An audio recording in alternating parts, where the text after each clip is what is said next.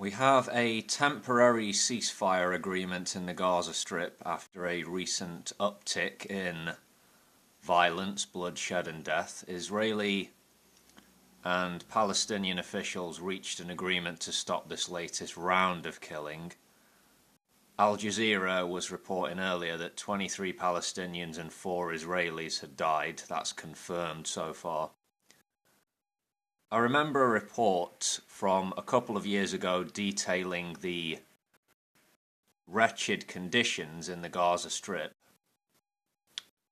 Shortages of water, power, fuel, mass unemployment, the decade-long Israeli blockade making conditions simply unlivable for many. Today, an all too familiar scene. Rockets flying into southern Israel, civilian casualties. Israel responds with far more firepower. Just yesterday, Netanyahu ordered massive strikes. Infants and pregnant women among the victims of this latest round.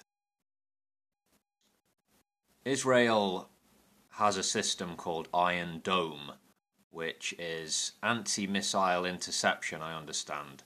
So, militants, terrorists, freedom fighters, whatever you want to call them, in Gaza, launch missiles at towns and cities in southern Israel.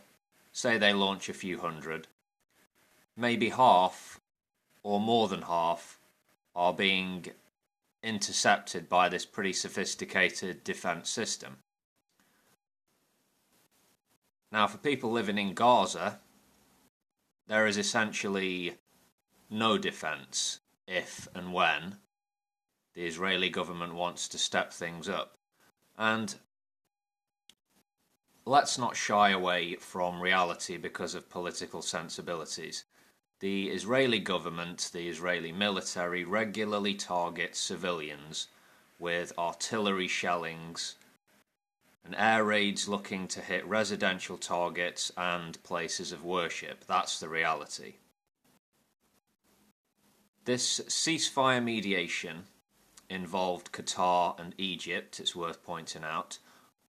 Also worth pointing out that it's not only Israeli blockades but Egyptian ones which have pushed Gaza into its terrible current condition. So, why the blockade? To stop weapons from reaching Hamas, right?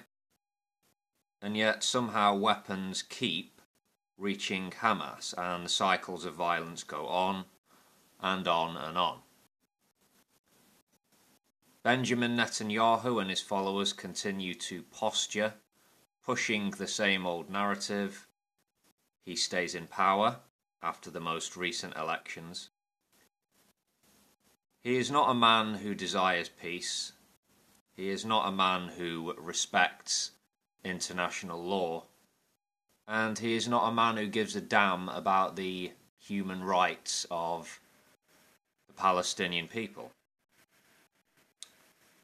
Roughly 2 million people live in the area known as the Gaza Strip. And if you're born into this place, if you find yourself trapped there, your immediate prospects are pretty grim, to say the least.